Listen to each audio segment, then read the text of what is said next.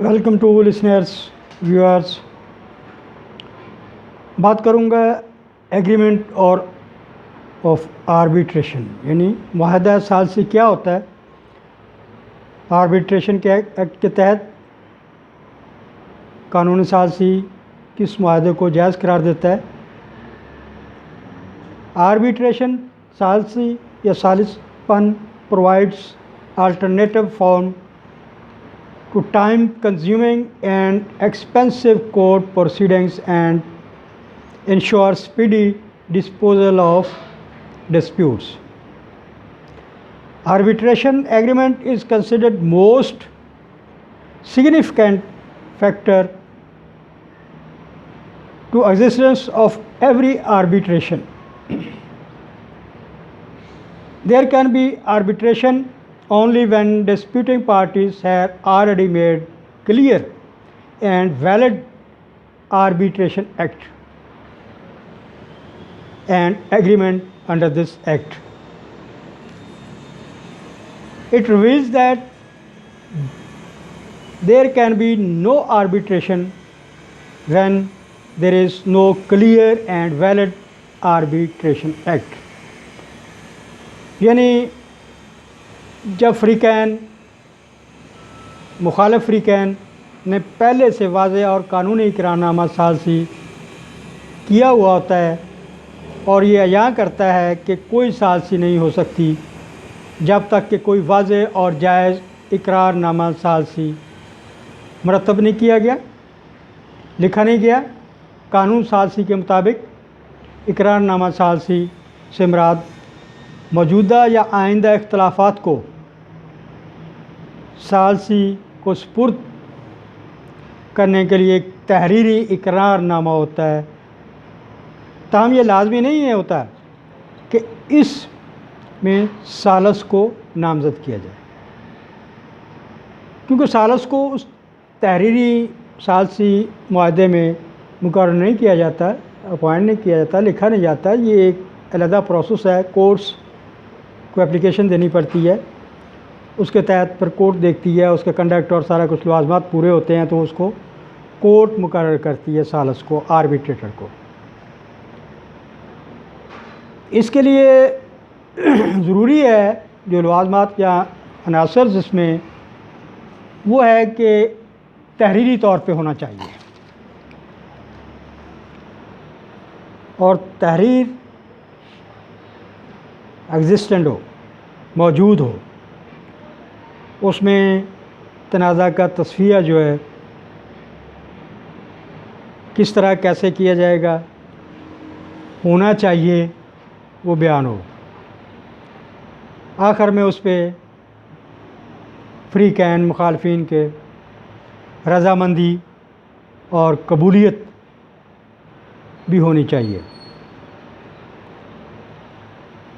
اقرار نامہ ثالثی ایک اہم عنصر یہ ہے کہ اسے تحریری ہونا چاہیے. کوئی خاص شکل حسب ضابطہ دستاویز ضروری نہیں ہوتی. یہ کافی ہوتا ہے کہ ایک اقرار نامہ ہوتا ہے اور وہ تحریری ہوتا ہے. بے شک زبانی اقرار نامہ ثالثی کو قانون ناجائز اور ناقابل نفاذ تصور کیا جاتا ہے، تاہم ایک وضاحت یہ بھی ہے کہ جو اقرار نامہ ثالثی ابتدائی طور پر زبانی اقرار نامہ ثالثی تھا لیکن بعد ازاں اس کی تصدیق تحریری طور پر ہو گئی تھی، اس اقرار نامہ ثالثی کو تحریری اقرار نامہ بھی تصور کیا جائے گا. یہ اقرار نامہ ثالثی کے لیے لازمی ہوتا ہے کہ اسے وجود میں ہونا چاہیے. اقرار نامہ ثالثی کا ایک دیگر لازم یہ بھی ہے کہ فریقین کے ذریعے اپنے موجودہ یا آئندہ تنازع کے تصفیے کے لیے اسے کرنا چاہیے. کنسنٹ اور acceptance. Free consent and acceptance of parties are also essentials for making of arbitration act. یعنی آربیٹریشن ایکٹ کے تحت جو ایگریمنٹ ہوتا ہے اقرار نامہ ثالثی کو کرنے کے لیے فریقین کی آزادانہ رضامندی اور قبولیت بھی لازمی ہوتی ہے. پھر اس میں فریقین کی نیت یا ارادے کو بھی جج وہ کورٹ دیکھتی ہے۔ اقرار نامہ ثالثی میں اپنے تنازع کو ثالثی کو سپرد کرنے کے فریقین کی نیت یا ارادہ ہونا چاہیے۔ اس میں موریلٹی، اخلاقیات بھی اہم عنصر ہیں۔ جو شخص معاہدہ میں شامل ہونے کے لیے اہل ہوتا ہے وہ شخص اقرار نامہ ثالثی کے لیے فریق ہو سکتا ہے، یہ آربیٹریشن ثالثی ایکٹ کہتا ہے، اور واضح کرتا ہے کہ جو شخص معاہدہ نہیں کر سکتا وہ اقرار نامہ ثالثی بھی نہیں کر سکتا۔ ایز ایگریمنٹ اور arbitration is based on free consent of parties. Therefore, it is binding upon parties. However, it cannot be binding upon parties when it is made through fraud, undue influences. یہ آ گیا کہ یہ اقرار نامہ ثالثی arbitration کے act کب جائز نہیں ہوگا، اس کی قانونی حیثیت نہیں ہوگی، اس وقت جب وہ فراڈ کی نیت سے ہو یا کوئی ناجائز دباؤ کے تحت وہ معاہدہ ثالثی کیا جاتا ہے، تو اس وقت اس کی قانونی حیثیت ختم ہو جاتی اور عدالت اس کو قبول نہیں کرتی،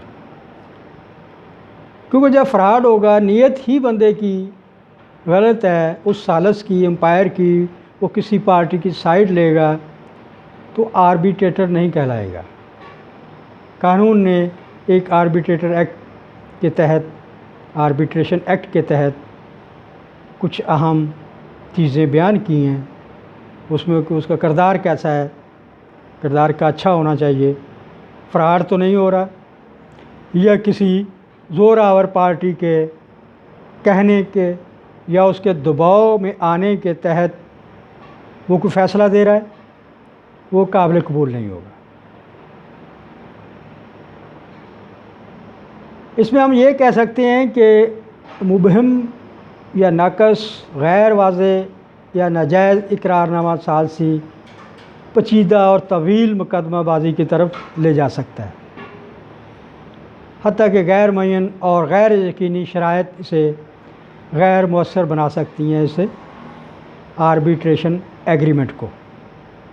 اس لیے ضروری ہوتا ہے کہ اسے یقینی اور حتمی شرائط کے تحت واضح اور قانونی ہونا چاہیے، تب عدالت اس کو، اس فیصلے کو اور اس آربیٹریشن ایکٹ کو، ثالثی ایگریمنٹ کو یا اس ایکشن کو جو انہوں نے تحریر شکل میں لایا ہے قبول کرے گی۔ آخر میں گزارش کروں گا کہ میرے چینل کو سبسکرائب اور لائک شیئر کیجیے گا، کومنٹس میں اپنی آراء سے آگے کیجیے گا۔ Thank you very much. اللہ حافظ۔